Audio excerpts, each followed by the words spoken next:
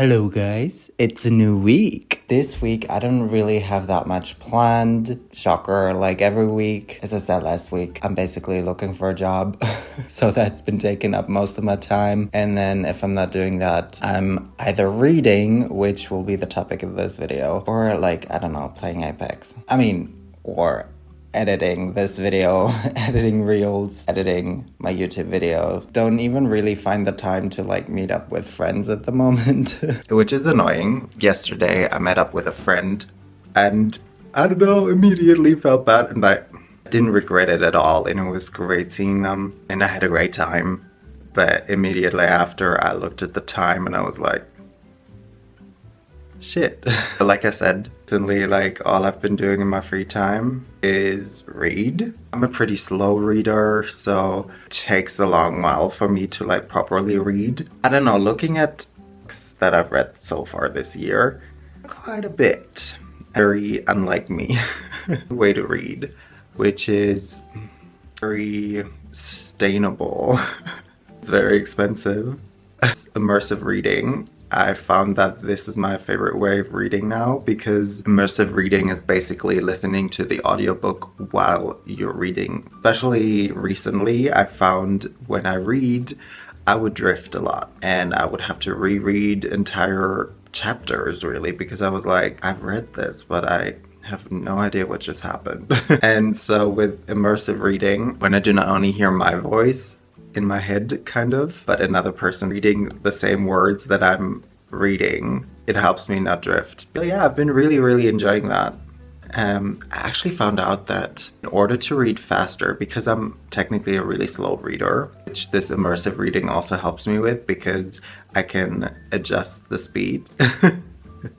And so I put it really fast and that way I'm trying to train myself to read faster. I actually heard that in order to read faster, you have to kind of silence your own reading voice in your head. When I read, I like hear myself reading it in my head. And I thought that was common, but apparently, especially with fast readers, it's not. I don't know how to silence that voice though. Oh, guys, by the way, I don't know if you can tell. 2 weeks ago, I decided I should get into wearing blush because I feel like, especially my face, kind of loses color a little bit and kind of looks very dead often. Obviously, blush is a great solution for that. So far, I feel like I have a little bit of blush blindness that when I apply it in my bathroom mirror, it looks perfectly fine. And then when I look at myself in any other mirror in this household, I look like I've got a sunburn. So if it looks like that, it's not on purpose. I'm still working on perfecting my skills. Anyway, let's talk about these babies. Gay.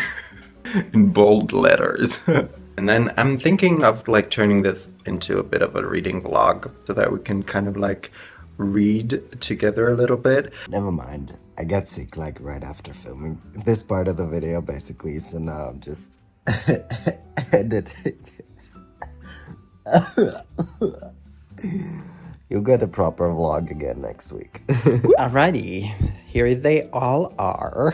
From memory, this is the order that I've read them in as well. Yeah, except for the one that I just took off because this is my current read. So I've read 11 books so far this year and I'm on my 12th. I do have a reading goal. It's actually 24. So according to the one app that shall not be named, I'm actually 4 books ahead of my schedule. This isn't gonna hold, is it? Let's start with the first one called Bgay Werewolf. The name sounds so fun, right? I got this gifted by a friend for Christmas, I think, which was so cute. And it also sounded so fun. And I thought it would be a great way to start the year just with something light and fun. A gay guy that turns into a werewolf suddenly and basically has to manage that, and it's like supposed to be fun as well. Obviously there's also some tension in there, a little bit of thrilling parts with other werewolves. I did not like this. This wasn't very good. It was a cute read. It didn't give me life. It didn't give me anything. I did not chuckle. I did not think any of it was properly fun. Let's just move on to the next. Move on to the next, because this, yeah. Unfortunately, number 2 wasn't much better. Did I read this year? This is called Just by Looking at Him. Yeah, so it's about, I think, a TV show writer in Hollywood who's gay, has a great job and a boyfriend with a perfect penis. What's not to love? It says, what's not to love is this book and the main character. He eventually, like, pretty quickly, he starts cheating on his boyfriend, I think in order to, like, as a way of self-sabotage. The main character, I feel like, was insufferable, and I did not have a great time reading this. I did not chuckle once. This was annoying to read. But, like, whenever I hear people talking about gay books, somehow this always shows up because of the other cover that exists of this as well. I don't know, this just wasn't for me. Then, another book I got gifted for my birthday, actually, called Some Strange Music Draws Me In. And this is a trans story, which I think is especially important nowadays, especially what happened last week in the UK, which is why you will never see certain authors on my list ever. Honestly, I don't remember much of this, like the full-on storyline. Basically, a coming-of-age story about this trans man finding out that he is trans, meeting the first ever trans person when he was super young. And then it's also about him now, I think like 40 years later or so, I don't even know. That was very interesting. Obviously, also the very different setting that he had to come of age in. I don't know, this was really, really beautiful, and I enjoyed this. Was emotional, wasn't the best book ever, but I really, really liked this, and I think it's an important story as well. So this is from the same friend. This is actually a book that Naomi once gave to that friend. And she kind of hated it, and she was like, you know what, I think you need to read this too. And I was like, okay, and hated every bit of it. I didn't hate it, but also I don't remember any of it anymore. This is called Acts of Service, by the way. It's about this girl. She has a girlfriend, and she posts photos online, meets this couple, and I think she falls in love with a man? I don't even know. It's a lot about sex, obviously, and the main character was a choice. A quick read, it's very thin, but a read I also could have done without. So as you can see, the beginning of the year was kind of difficult. I don't know if this was the next book I've read. Actually, I don't think it was. Oh, I think we went fantasy then. Guys, I've read my first proper, I think these are high fantasy novels. The Rage of Dragons. I think this is called the Burning series because I've only, after finishing part 2, I found out that there will be a third part, and I think it comes out this year, actually. So I won't have to wait for too long, which is fun. Yeah, this is The Rage of Dragons and Fires of Vengeance by Evan Winter. I was always one to say I will never read fantasy because it's just not something I'm into. I thoroughly enjoyed this. I really, really liked this. It was very fast-paced. I did like the characters, even though the main character was a little bit very flawed, but I think that was obviously on purpose. I don't think we were supposed to be in love with him and all of his decisions. I think they're both like almost 600 pages, which is a lot for me. I have a friend who reads a lot of fantasy, and she struggled with this so much. And at first I struggled with this also, but I was kind of surprised that it was relatively easy for me, considering that I had never read fantasy before, except for like, I don't know if you consider Hunger Games, it's like dystopian. And, you know, back in the day, I did read a couple of books of that wizard series that shall not be named. Oh, what's it about? You're gonna have to look online because I don't know anymore. I'm actually sad that there will be a third part. By the time this will be released, I will have no idea what has happened. Yeah, I gave this 5 out of 5 stars, even though it's like probably in a different category than like other books that I've given 5 out of 5 stars. Just because fantasy can never reach the level that other genres reach for me, you know? But this was I still thoroughly enjoyed this. Considering it's called The Rage of Dragons, it's like not super much about dragons. Like there's this underlying dragon theme, but they don't play that. You will find out that they play a bigger role than it seems, but it's basically a class war. Something happens to the main character that makes him seek revenge. Ooh, vengeance. In part 2, the society that exists in this series has an enemy that they have to fight against, and in order to seek vengeance, the main character wants to become one of the highest, soldiers, and there's a way of getting there through training and then a lot of competition and stuff. And there's obviously also a class system, so he can technically never be one of the highest ranking soldiers. I don't know. It's really good. I was surprised at how much I liked it. Once I was in it, I was in it. Moving on. It was Black History Month, so I started with a fantasy series, and so I kept going with this memoir. This was absolutely beautiful. How to Say Babylon by Sophia Sinclair. It's about her Rasta lifestyle growing up in Jamaica. Basically, her father, a believer in a militant sect of Rastafari, and her coming of age, finding herself through all of this. This was beautiful. I don't want to say more. This was absolutely beautiful. It made me emotional. And there was a point where I rarely ever cry with books. Like, basically not at all. There was one point where I almost did. If you're into memoirs, even if you're not, this was absolutely beautiful. Probably one of my favorite memoirs I've ever read. Absolutely stunning. It was still Black History Month, even though that's not really a thing in Germany, I don't think. But I just wanted to keep that going, even though I also wanted to start with another book. So I randomly found this book, I think through TikTok, because someone praised this. It's called The Sex Lives of African Women, and I thought it would be a quick read before I moved on to the next big thing that I had planned. I did not like this.